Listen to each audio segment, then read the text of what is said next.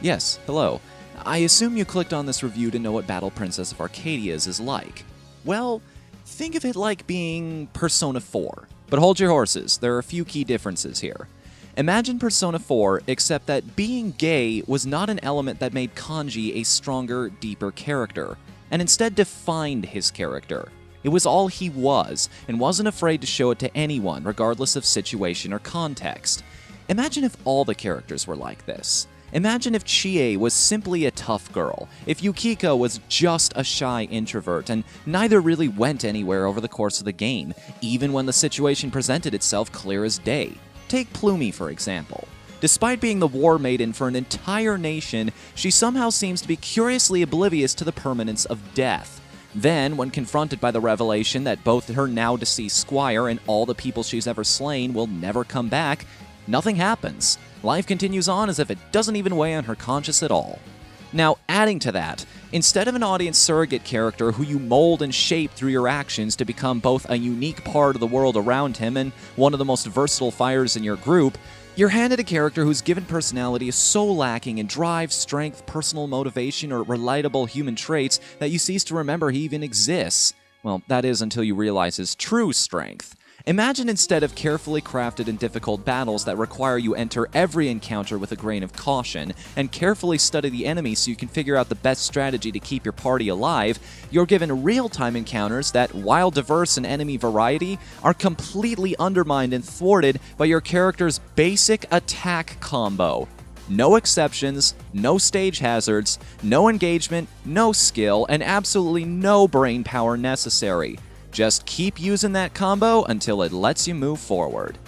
Imagine if this combat tried to spice itself up once in a while. Imagine if it gave you the illusion of commanding several squads of units against an opponent's invading army, only for you to quickly realize that it all boils down to a game of rock, paper, scissors, and one where the supposed favorable matchups you're told about don't always work as advertised. Make no mistake, guns will always win these skirmishes, and the only way to beat them is to fudge the numbers and spam your special attack as fast as you possibly can.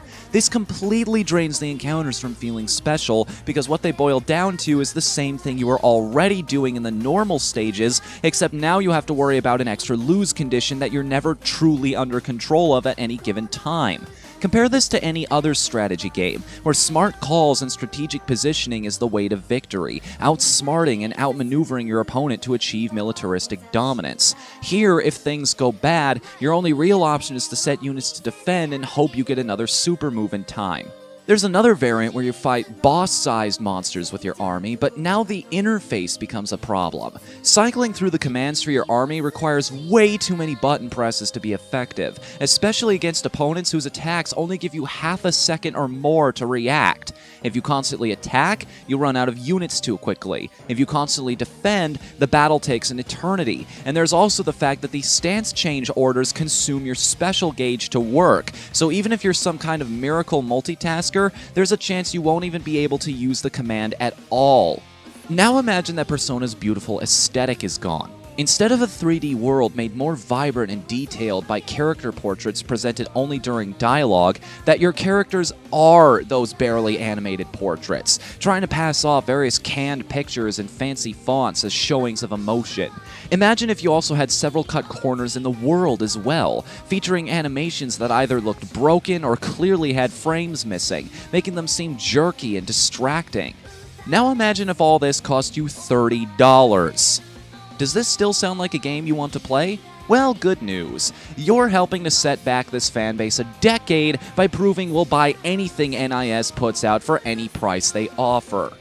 This is a paint-by-the-numbers JRPG if there ever was one. It barely takes advantage of the anime aesthetic in any meaningful way, neither pushing animation limits like Ni no Kuni or Time and Eternity, nor letting it influence and push forward the gameplay design like The World Ends With You, or capturing the spectacle of Disgaea even.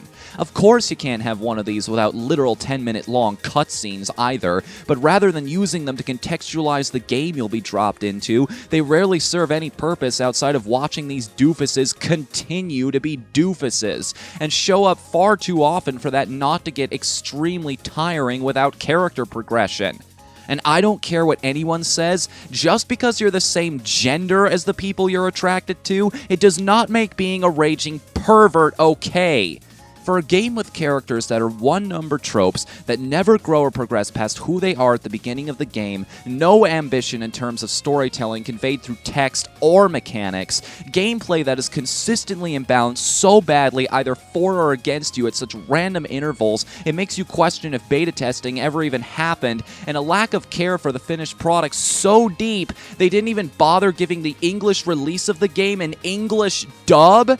$30 is asking a lot.